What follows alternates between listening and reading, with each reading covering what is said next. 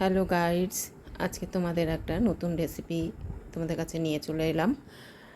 পাঁপড়ের ডালনা। তা আমরা সবাই পাঁপড় ভাজা খাই। পাঁপড়ের ডালনাকে কীরকম খেয়েছো জানি না, আমি এইভাবে করি, একটু দেখো। পাঁপড়গুলো আমি ছোট ছোট করে কেটে নিয়েছি, কেটে নিয়ে সেটা রেখে দিয়েছি। এদিকে আলু নিয়েছি, আলুগুলোটা ভালো করে ছাড়িয়ে ভালো করে ধুয়ে আর কিউব করে কেটে নিয়েছি, মানে মাঝারি সাইজের ভাবে কেটে নিয়েছি। এবার আমি একটা কড়া বসিয়ে দিয়েছি। কড়াটা গরম হলে কড়ার মধ্যে তেল দিয়ে দেব। দেখো, নিরামিষ অনেক রকম রান্না করা যায়, তা পাঁপড় দিয়ে রান্না হয় আমি আমার শাশুড়ি মার কাছ থেকে শিখেছি প্রথম। তা তেলটা গরম হচ্ছে, যতক্ষণ না ফেনাটা চলে যাবে ততক্ষণ পর্যন্ত রেখে দিতে হবে। তা গরম হয়ে গেছে, এবারে ফেনা এখনও অবধি আছে। এবার তেলটা গরম হয়েছে,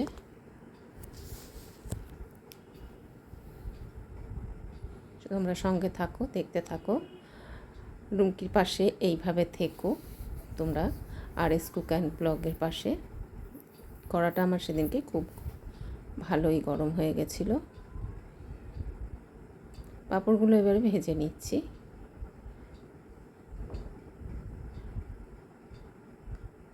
সুন্দর করে ভেজে নিতে হবে। এইভাবে নিরামিষ রান্না, মাছ মাংস ফেলে খেতে ইচ্ছা করবে।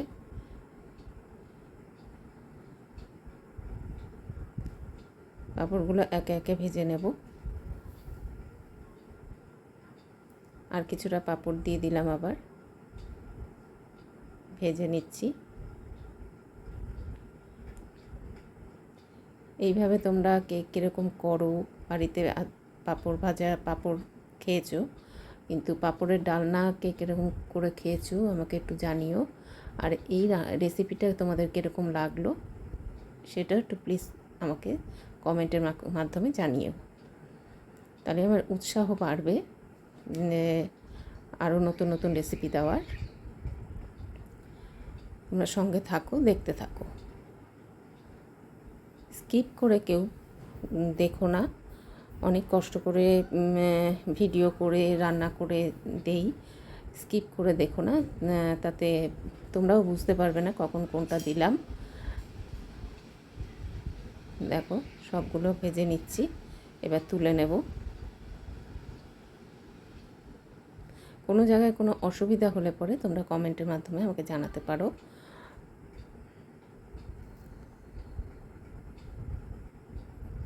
সব ভাজা হয়ে গেছে আমার পাঁপড়গুলো।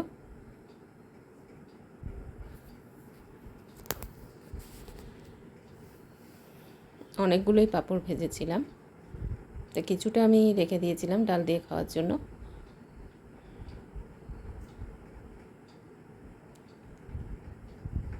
এবার এই কড়াতে ওই তেলের মধ্যেই আমি আরেকটু তেল দিয়ে দিলাম।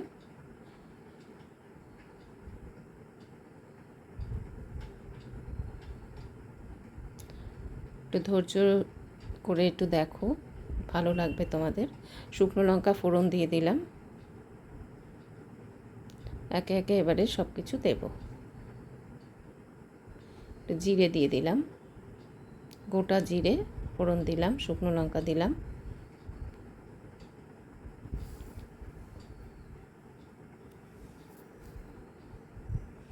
খুব হালকা মশলার মধ্যেই এটা করা হয়, বেশি মশলা দিলে পরে ভালো লাগে না। ঘরোয়া পদ্ধতিতে রান্না সব কিছু হালকা মশলাই করা হয়। ভালো করে জিরেটা গরম মানে লাল হয়ে যাবে, তখন আলুটা দিয়ে দেব। এবারে আমি আলুটা দিয়ে দিলাম। আলুটা সুন্দর ভাজা হবে, একটু কাঁচা আলু তো একটু গন্ধ বেরোয়, তা একটু ভেজে নিলে ভালো হয়।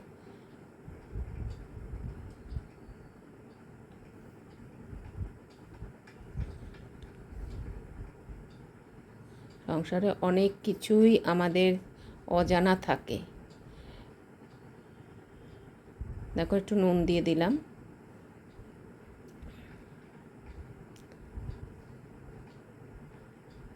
হলুদ,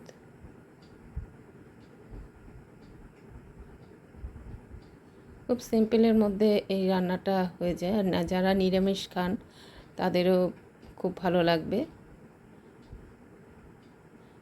একদম এটা নিরামিষ রান্না।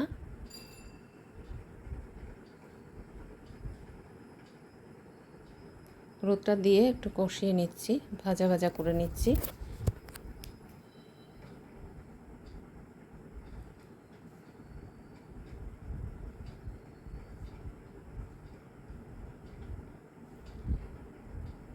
রান্না হচ্ছে একটা ধৈর্যের জিনিস আর একটা আর্ট। রান্না যার যত ধৈর্য থাকবে রান্না তত ভালো হবে। আর একদম লো ফ্লেমে রান্না যত করবে ভালো লাগবে। এবার অল্প জল দিয়ে দিলাম।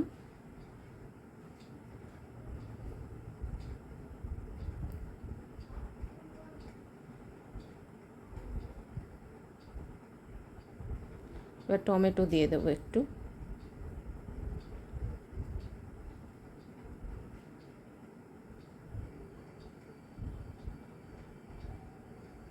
তোমরা দেখতে থাকো, সঙ্গে থাকো। আশা করি তোমাদের ভালো লাগবে। ভালো লাগলে আমাকে একটু কমেন্ট করো, লাইক শেয়ার করো।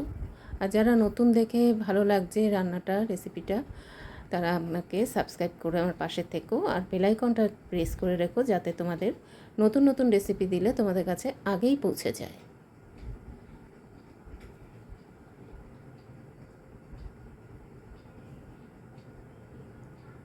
দেখো টমেটো দিয়ে সুন্দর কষাতে কষাতে এটা একদম মাখা মাখা হয়ে যাবে।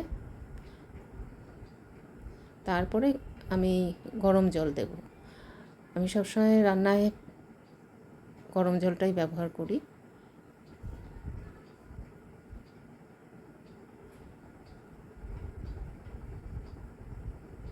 এবার আমি জলটা দিয়ে দিলাম।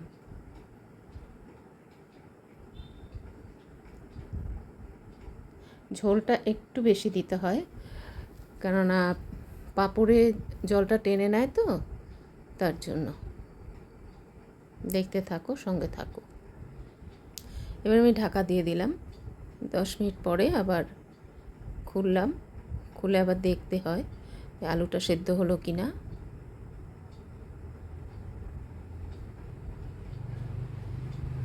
এবার 2টো কাঁচা লঙ্কা দিয়ে দিলাম।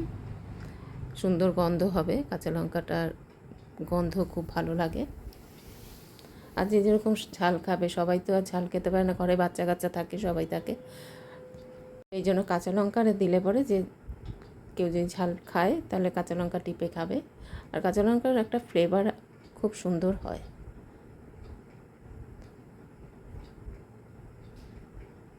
সঙ্গে থাকো, দেখতে থাকো। আলুটা তখনও সেদ্ধ হয়নি, আর একটু বাকি আছে। এভাবে ফুটবে আর খুব তাড়াতাড়ি হয়ে যায় যদি তোমরা আলুটা সেদ্ধ করে নাও। আমি আজকে আলুটা সেদ্ধ করে নেইনি। এবারে পাঁপড়গুলো আস্তে করে দিয়ে দিতে হবে। পাঁপড় দিয়ে বেশিক্ষণ ফোটাতে হবে না, গলে যাবে তাহলে।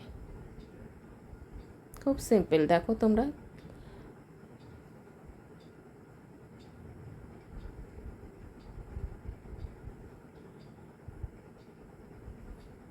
ঘরোয়াভাবে একদম মানে মশলা কম দিয়ে রেসিপিটা সবাই খেতে পারবে।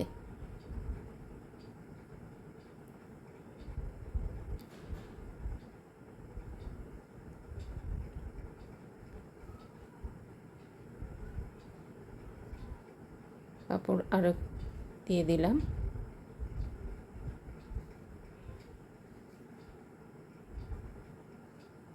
মাছের মতন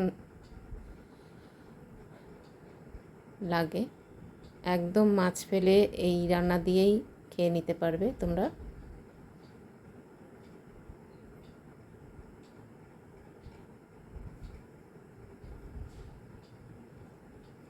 ভালো করে ফুটছে, আর একটু ফুটালে এবারে নামিয়ে দিলাম।